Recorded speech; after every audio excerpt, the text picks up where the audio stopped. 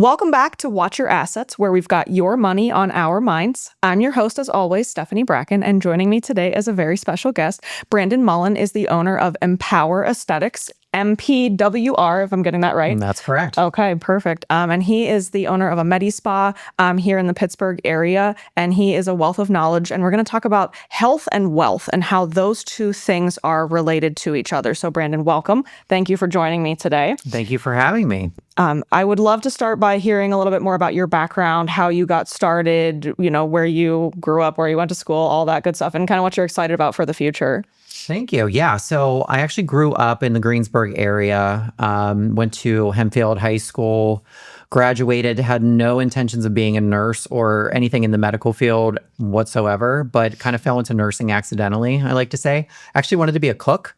Oh. And I worked at a local, it doesn't exist anymore, but it was on Route 30, personal care home, and worked in the kitchen for about 3 days. And then they were like, hey, do you want to make $1 more an hour and wear blue scrubs? And I was like, wow, that sounds really cool. So on my third day, I was escorting a resident up to her room and she fell on top of me and went into cardiac arrest. Oh my gosh. And I didn't know what to do. I wasn't CPR certified. And in that setting, you didn't have to have specific credentials. So I went and got CPR certified. One thing led to another. I was a certified nursing assistant for a while. And then I finally went to nursing school and graduated in 2009 and went into critical care. That was my passion, abdominal transplant.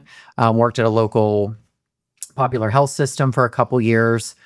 Then I went to to get a better work-life balance, I went to an insurance company and worked as a case manager and went more into the business side of nursing for 5 years.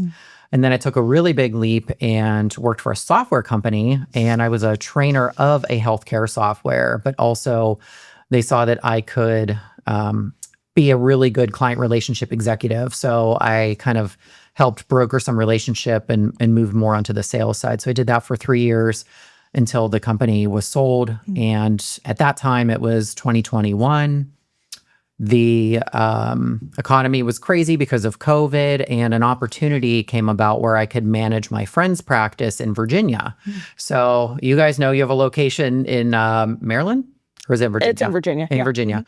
So I would travel back and forth from here to Virginia every other week and help my friend grow and scale her practice from one location to 3, and learned everything about aesthetics because I was very interested. I was a fine connoisseur of talks at the time, but my friend needed help with all these things. And I said, I have no idea how the hell to do any of that, but I'll figure it out. Yeah. So I learned along the way, and I've been full-time in aesthetics for the past 5 years from the business perspective, and injecting there was a little overlap there, but injecting for the past about 7 years. Wow. Yeah. That's an incredible story. Right. Yeah. And how I ended up kind of creating Empower was there was an opportunity spatially to put a small med spa, and I wanted to help grow some injector friends that have been following my advice for a couple years, because it's very hard to get into the industry that I'm in. So you have to build your own resume. You have to put that time and energy and effort into training yourself.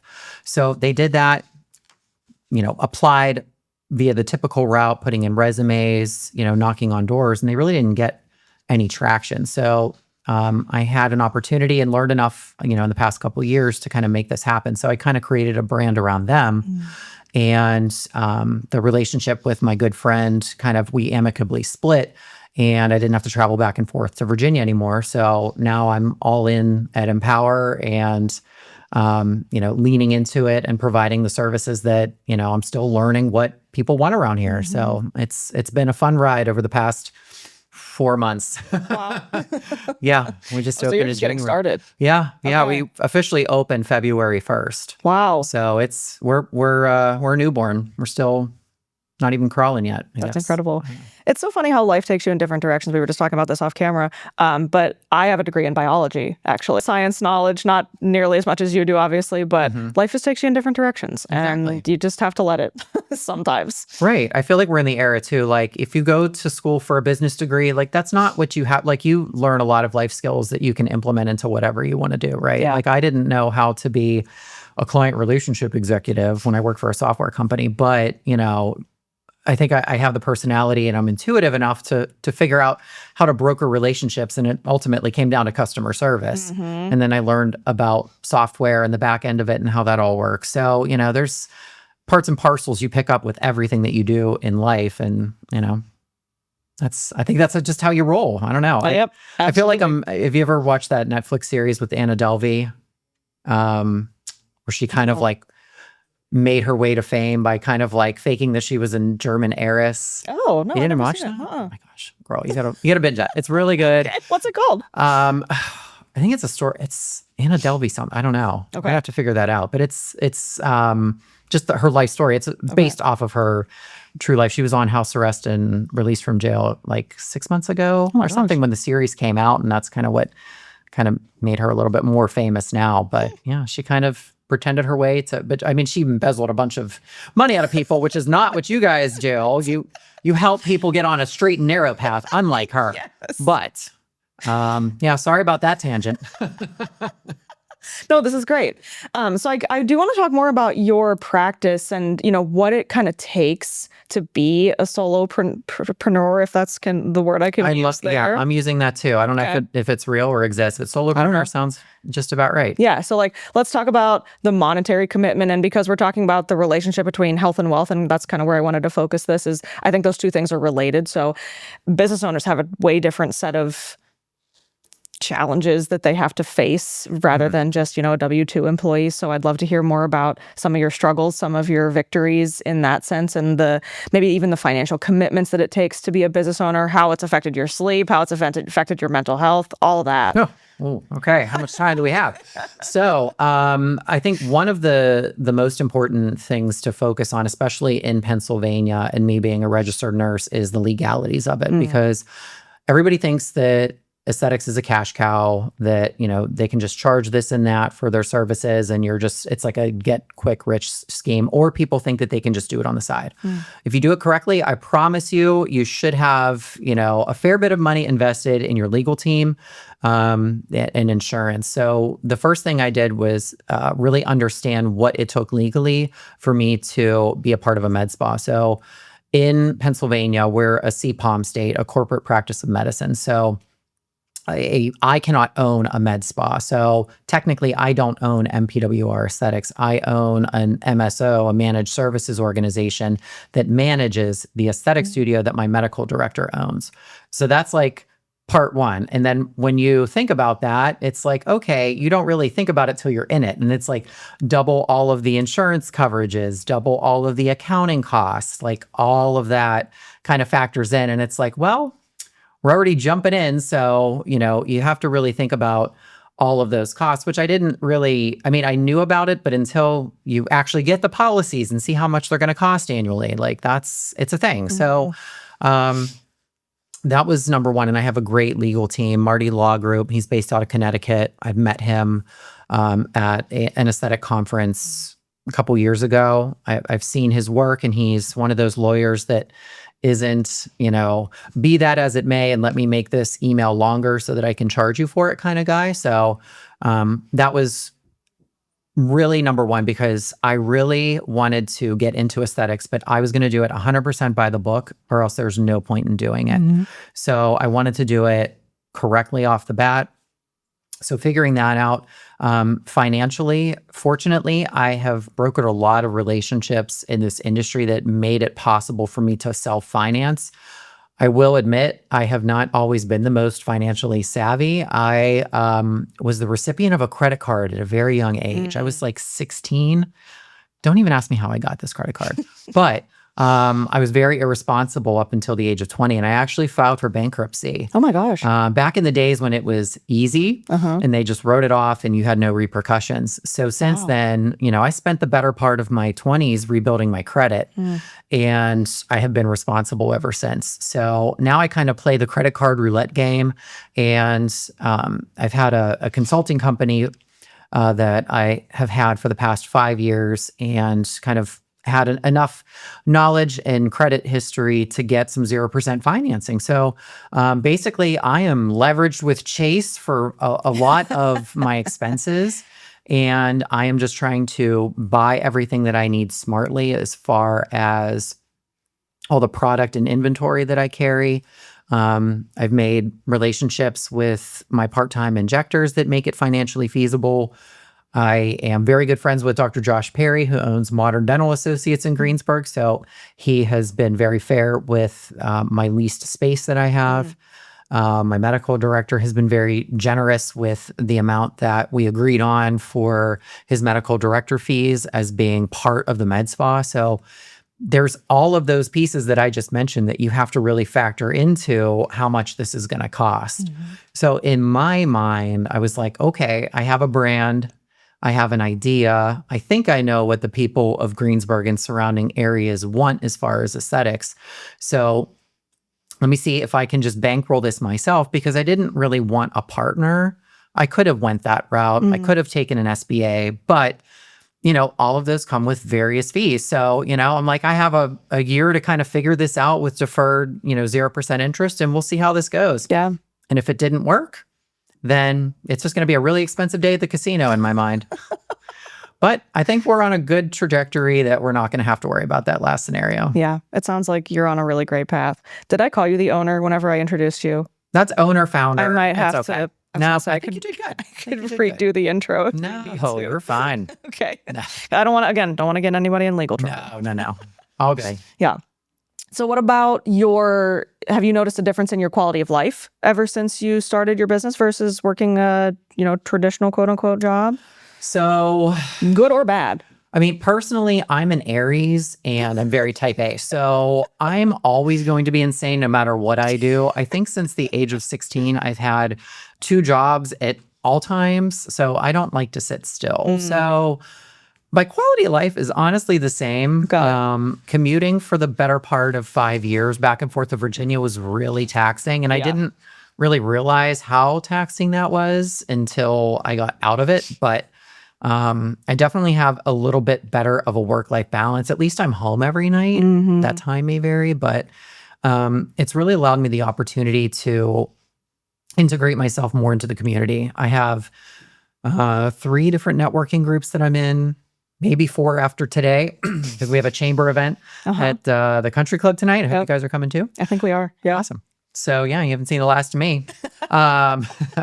But it's really been a balance. And I actually just read a really good book, and don't ask me the title because I don't remember offhand, but it was a leadership book by Alyssa Rapp. And I met her at a conference through some other mutual friends. And she said something. She has like these 100 tips that she goes through. And I think she called it episodic balance, because everyone always says that work-life balance. And it's not, to me, that's not it. It's really episodic. Like, you have to take some time to like go on vacation and disconnect. I will say recently I turned 40 and I was able to go to a wellness spa, Savannah, in Scottsdale, Arizona. And I was never able to put my phone down and like walk away from it. When's the last time you've put your phone down like all day? Oh, Do you remember? couldn't tell you. Years? Maybe Probably. since you came out of the womb, right? Like, you don't know. Yeah. Like, I was able to like feel at peace and feel comfortable taking my watch off and not having any haptic things happen to my wrist, put my phone down for the better part of 3 days. Wow. And I have shitty pictures from that to really, show that I really didn't have my phone with me. It was so nice. Yeah. And not having that anxiety. So I think it's a bit of ebb and flow, especially for business ownership. It's more of an emotional roller coaster than anything else.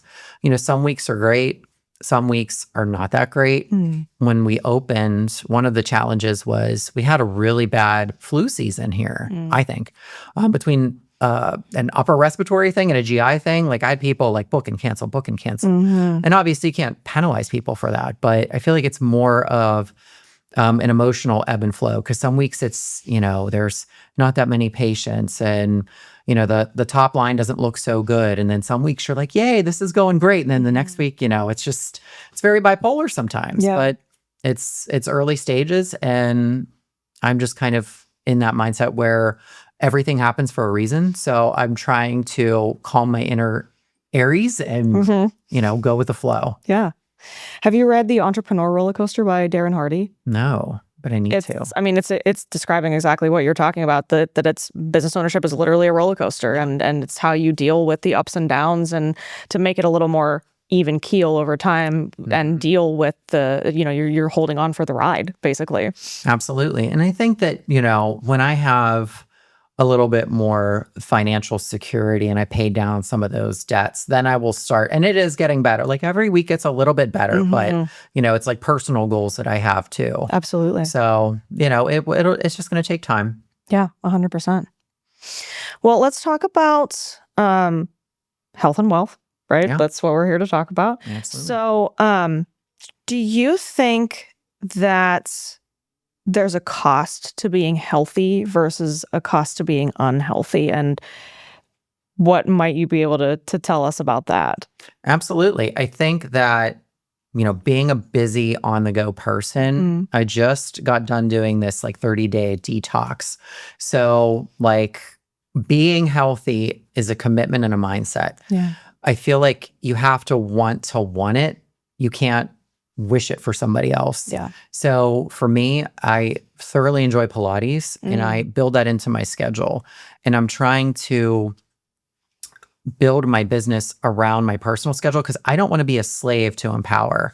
I want to provide hours that make people happy, but I also need to make me happy as well as my family. That will in turn keep my health at optimum level. So when I started, I didn't really know what was going to hit. So I kind of had just my schedule all over the place and I was very people pleasing and just accommodating. But there's a cost associated with being healthy. Like a Pilates membership is not cheap. It is not cheap to eat healthy. For doing a 30-day detox with a paleo diet, so that's just eating any kind of meat, fruits and vegetables as much as you possibly want, cutting out all nuts except peanuts, no sugar, no alcohol, no dairy except eggs. Like, it's expensive. I was going to Sam's Club 2-3 times a week. My whole family wanted to get in on it. My daughter is 20. She's my stepdaughter, but I call her my daughter. I know, because you're thinking, wow, a 20-year-old came out of his body, right? But That's exactly what I was thinking. right? She was having a lot of issues, and it was probably a gluten intolerance or dairy. And now she's too afraid to try. Now I'm like, you have to try one that you've avoided because she feels great. But the cost to eat that healthy, you have to really put it into perspective, because we were spending so much going out. But so we spent a little bit more at the grocery store. Does that balance? I probably should have done more of a financial analysis, to be quite honest, because if I cook, we're going out to dinner. My husband cooks, we're eating at home. That's always the thing. And if he travels, I have my 2 girls, so I'm like, we're going out. Yeah. I'm not a good person in the kitchen. Or if I do cook, it's usually something that's quick and easy and not the healthiest. So I think there's absolutely a correlation between your health and your wealth, because the healthier that you can be internally, I think really kind of extrudes itself on the outside. And it's too easy in this world. And I think everything that we've been exposed to with the fast food chains and the deals on the apps now, it's easy to be unhealthy.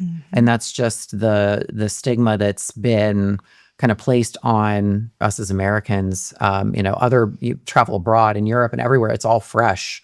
It's a shame that all of these additives and everything are so readily available and so cheap.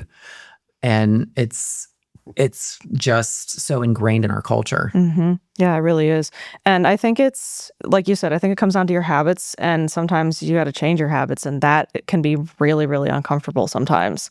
So I think either one is going to be difficult. You can choose to be unhealthy. You can choose to be healthy. I think both of them come with a cost, exactly how you said. It's expensive to eat healthy. It's expensive to have workout memberships. But it's also expensive to have high hospital bills if you're unhealthy. Exactly. So you have to choose what's worse. Quote, absolutely. unquote. And we do have a wellness benefit too, to the aesthetics too. So we're starting off just with like IVs and boosters, but it's one thing too that I provide to the girls because selfishly, I don't want you sick either. And they both have kids. One has littles too. And I'm especially like, whenever one of them's sick, I'm like, please get away from me. Please, take the shot. We have like triimmune boosters that they help with fighting infection. So, please, by all means, do one of those once a week. That's free. That's a little perk. I like to try to think of perks that make people happy too. And hopefully I want to get to a place where I can purchase a gym membership for them when they have the time to maximize their availability. But also too, it's networking. You find a lot of potential clients because I think when people invest in themselves by working out and staying healthy internally, the external may not always match. So that's when the aesthetic piece comes in when we talk about, and it's not just injectables, it's skincare. I'm very big about skincare. That plays a really big part into your overall appearance as well. So, I want to make sure that I can provide those opportunities as employee benefits too. Yeah. So in terms of like your health, you have to take good care of yourself, right? And it can sometimes come with a cost, but there might be some ways that you can take care of yourself and it's not so expensive. I'm thinking things like you were just talking about gym memberships, like a Planet Fitness membership is $10 a month. Exactly. But it's the process of you have to make yourself go there. Just having the gym membership doesn't build muscle, doesn't build your cardio. It's the act of you going there. So sometimes I think if you spend a lot of money on something like a Pilates class where you've signed up for the class, you have to go. Like you're paying a lot of money for these classes and you're going to be forced to go because otherwise $10 a month, you don't miss that money, but $100+ a month, you'll miss that money. So in my eyes, that is worth spending the money on if it's going to force you to go and to actually get healthier. I don't know how you feel about that, but no, it's totally a mindset. I feel like with anything in life, it doesn't matter what it is. When the pain is great enough, people will change. So for example, I said I just turned 40 and I had some goals. I wanted to find the abs that I had when I was 33. Oh yeah. I had this one picture in the Bahamas. I probably will never look like that again, but I will try to do anything that I can. So I upped my game and got like a personal trainer at a local gym. So, I feel like when you're in that mindset and whatever that pain is, whether you're overweight and you're just tired of feeling like crap, whatever that is, you'll find a way to change. And I mean, walking outside is free. It's a step in the right direction. Even if you just set a little bit of a goal that's like, you know what, I'm going to walk up and down the street for 5 minutes, 3 times a week. Like just starting there and building up your tolerance, that can be a game changer for some people. Yeah. The extremes that you go to, I think, are very dependent on your goals and what, financially you can do. Not everybody can afford a Pilates membership. Yeah. I mean, it's expensive, but I know that I get my money out of it because I'm going 3 to 4 times a week and I get sad when I don't go. Right, exactly. So, I missed it today and I'm very sad, but I have other life things. So it's all about that balance. So, just finding a different time or sometimes, in the winter, I get very cold and I don't like the cold here. The weather here is terrible. So I'll switch it up and do some hot yoga classes. I love being in a hot yoga class. Yep. So it all depends, but there's different ways. You don't have to like go to Whole Foods and get, $1 million in fresh produce. You can go to Aldi's and I get all of my stuff from Aldi's. I just make sure that I eat it timely because like everything else, like it can rot, but I don't need to pay, $20 for a head of lettuce at Whole Foods because it's, organic grass-fed, made on Mars and specifically aerated for the moon. Right. Like, I don't need that. I can just go to Aldi's and get the same thing because fun fact, most of that food that is in Aldi's comes from Germany. So they have a lot more restrictions on some of those crazy additives and colorings and artificial flavorings that we have. So the food there is already naturally better for you. There's your tip. There's saving money and probably being a little healthier than a Walmart to even a Whole Foods. Exactly. And their prices are pretty good. They are. Would I love a Trader Joe's in Marysville? Yes. Can someone please get a Trader Joe's, please? I know. We got space for it somewhere. Please. We've got abandoned buildings. We can make it happen. But there's alternatives. And when that pain is great enough, I still drive to Trader Joe's like once a month. Yeah. To load up. Where do you go? The city? Yeah, the one in East Liberty. Yeah. East Liberty. Excuse me. Sorry. Which that parking lot is horrendous.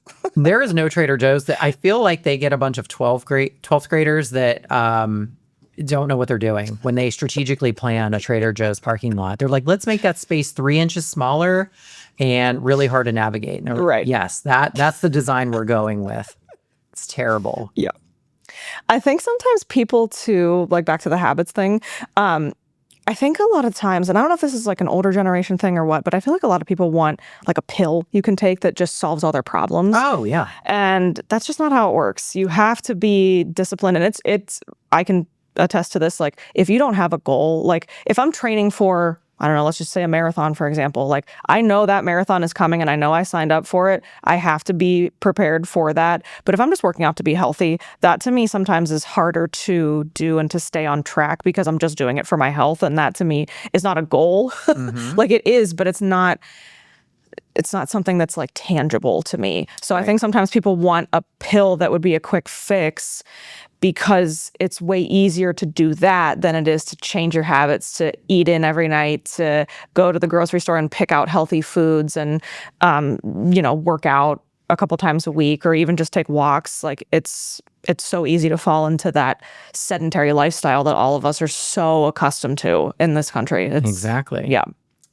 Enter into the chat the whole GLP-1 Oh, yeah. dilemma, right? So everybody got used to over the past 2 years, they got the usually compounded versions of popular medications that diabetics were using. And they were like, oh, side effect, it's weight loss. So of course, Americans, our culture, circling back to all of that, they want the cheaper route, which I'm hearing how people get it around here. And it makes me cringe and is why I'm not doing it. I mean, they're getting it from overseas on Amazon, just like, Oh my God. I can't even, that's a whole nother podcast. But, GLP-1 medications are being largely abused. They're being overprescribed. And now, the FDA is coming down on those compounding pharmacies that are making it. And people are going to not be in supply and people are going to get desperate because they've had that crutch of that injectable, which has curbed their appetite. So people are not eating. So they're not eating to begin with. And then they're not eating the crappy way that they were eating before. So they're not getting adequate protein intake. So a lot of people are now having a ton of muscle wasting. They have what's now coined as Ozempic face, where they're just very gaunt. Yeah, it's like hollow. Yeah. Yeah. And then enters me who, they're like, well, I need all of this to go here. And I'm like, you're using way too many fingers to hold up your face.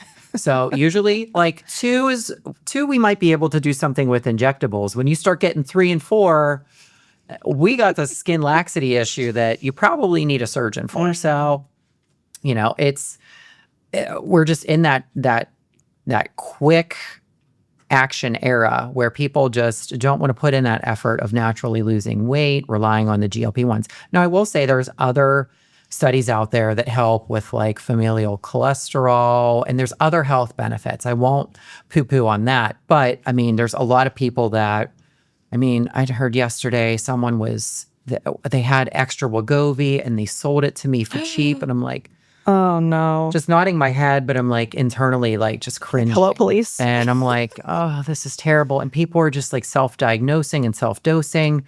And that's not appropriate. You need to be medically managed. So I'm still looking for a partner that will do that responsibly and won't be $1 million because I know that people are just getting it from unreliable sources. And for me to do that inside my practice, yes, I could, but I cannot guarantee a constant supply. But there's just so many other more mental and psychosocial issues that you need to coach people on that I just don't have the capacity to do right now. So until then, I defer people to other providers that I know are providing a reputable program with reputable medications. But unfortunately, there's those people out there that are just looking to make a quick buck and really don't care. Yeah. So that's not me.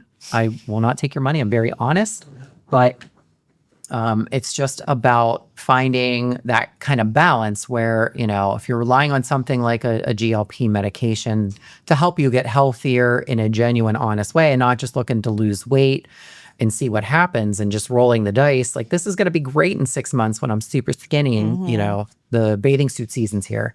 But it's Yeah. like, what happens after that? So I think Yep. we're still going to see a lot of fallout from people that cannot either afford or access those medications.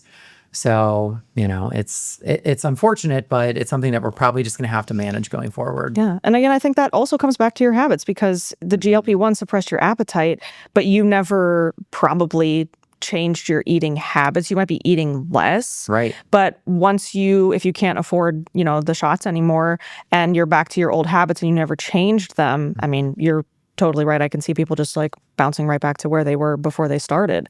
I've heard, and I don't know if this is true or not, but I've heard before you get the gastric bypass surgery, that they make you take a mental health evaluation. I don't know if that's true, to figure out what the underlying cause is of your overeating. So I think there's a mental health component to all this too. Oh, 100%. Yeah. There's a lot of receptors in your bowels that play with mental health. So just in general. So I used to work abdominal transplant. Right. And anybody that had like a resection or they took out some of that bowel, like there definitely were some psychosocial issues afterwards. So when you start to like play with the gut, whether you're, doing a gastric bypass or GLPs, whatever, like there's definitely some components you just need to think about, because there are evaluations, but that only takes you so far. People can, it's like showing up for a job interview and I look all nice in my scrubs and everything, but inside I could be a hot mess when you hire me and I'm here for 6 months. So, there are those evaluations, but they're not 100%, it's not 100% guarantee that, either says yay or nay to whether you're going to successfully go through that surgery, but more importantly, follow up with the post-care.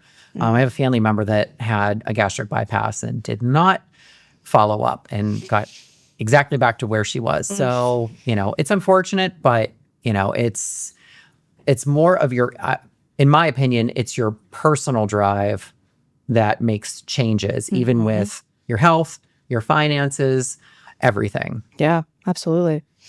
And oh my gosh, I had a thought. It's gone. That's okay.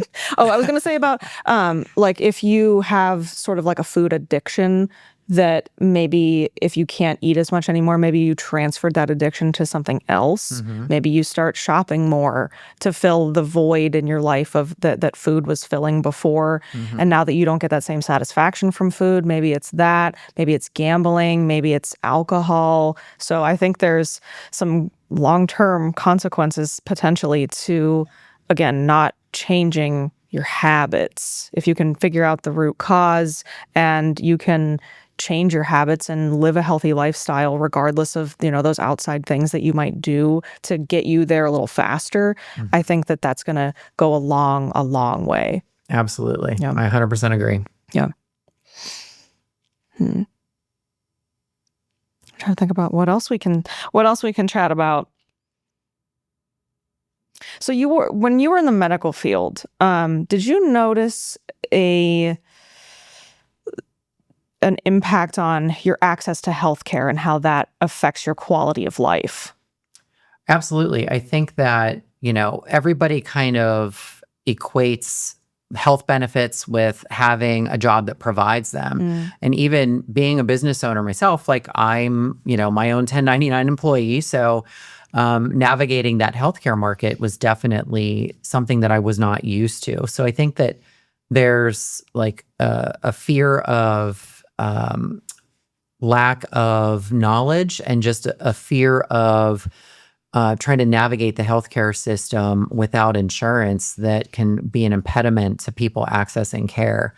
I think we've gotten in a rut where people just refer out to different specialties just for the sake of referring. I had a friend reach out trying to get some care for like a unique situation for her daughter. And like, it was like PCP goes to specialist, goes to another specialist, goes to urgent care. Like it was just a very circular system and it would just never really address the problem. So I think that, it doesn't matter your socioeconomic status. Like there are resources out there, but they're not easily accessible. So, whether you're from a lower socioeconomic status and you're trying to access healthcare, finding those channels to get the appropriate care that you need.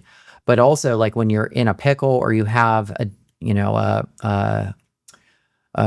diagnosis that could, impact your health long term, like a cancer diagnosis or something, like there's like a fear from trying to figure out what the best route to go is, or the cost of going said route, like how that can impact your overall, financial status or your family. It's definitely a deterrent to care, I think. Yeah. And as a bedside nurse back in the day, I was mostly critical care, but, trying to help people navigate the current healthcare system that we're in outside of this HMO era where everything was kind of like, dictated by your PCP. And now, it's either you try to believe in one and hope that the referral that they're giving is reputable, or the transverse to that is kind of like people Googling and figuring out, well, I definitely have this, Right. and going to that specialist, and they don't lead you in a good path. Like there's almost too much variability on that end of the spectrum. So, it's kind of like navigating the insurance and then that right route to figure out, what that issue is.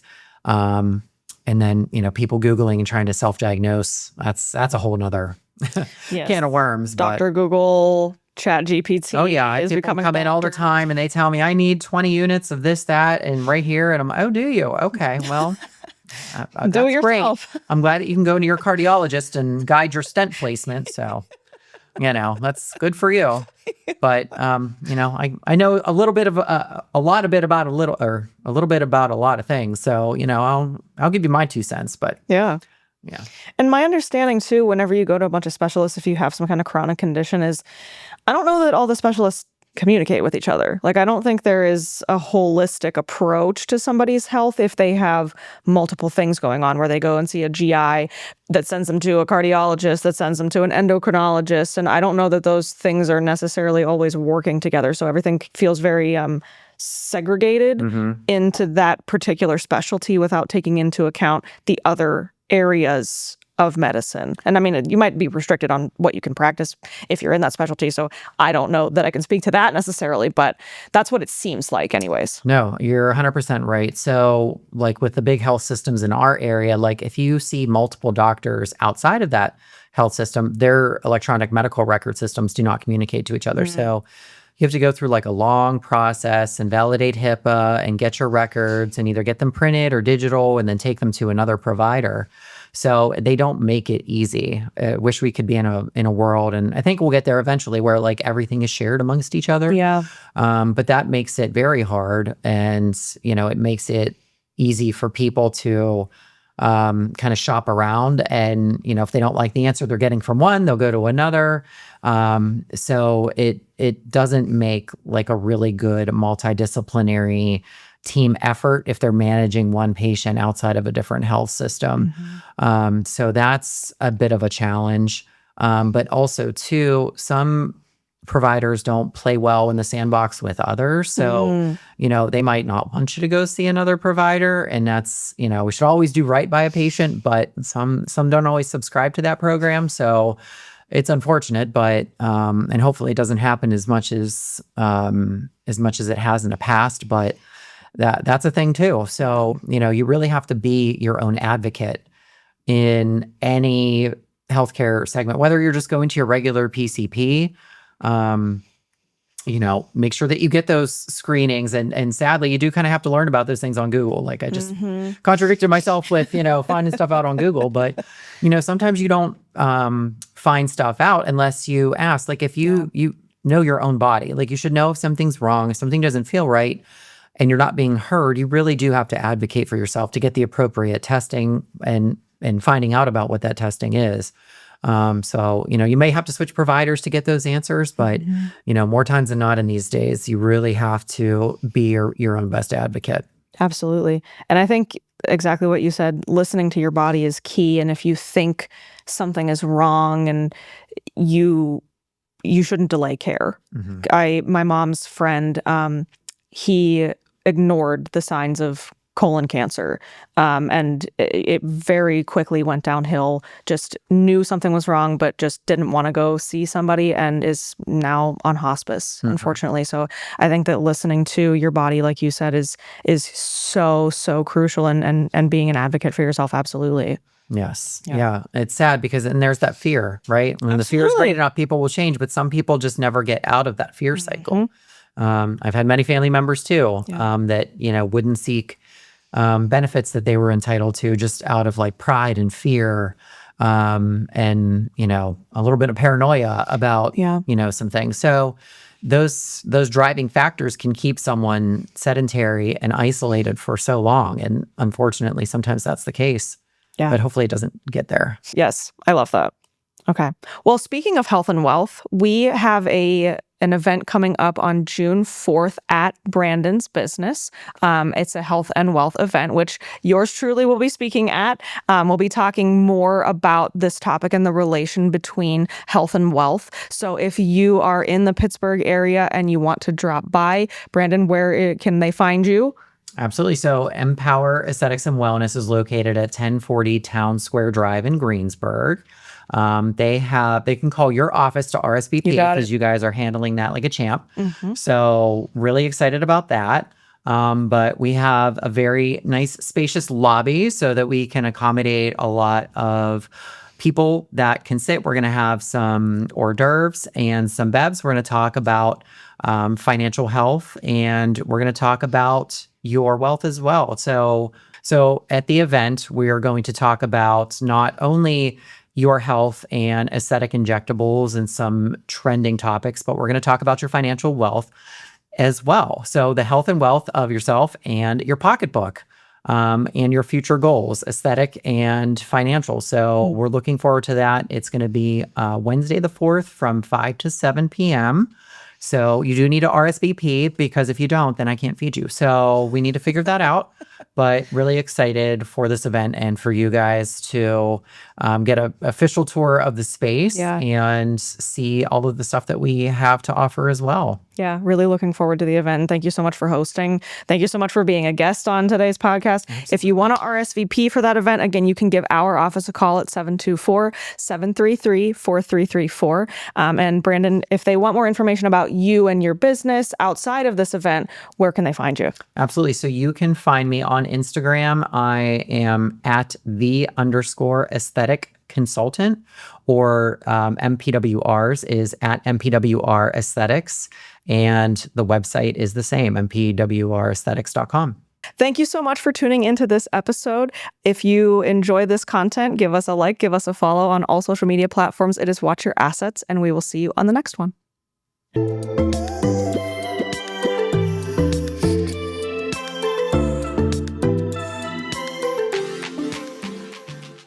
The opinions voiced in this podcast are for general information only and are not intended to provide specific advice or recommendations for any individual. To determine which strategies or investments may be suitable for you, consult the appropriate qualified professional prior to making a decision.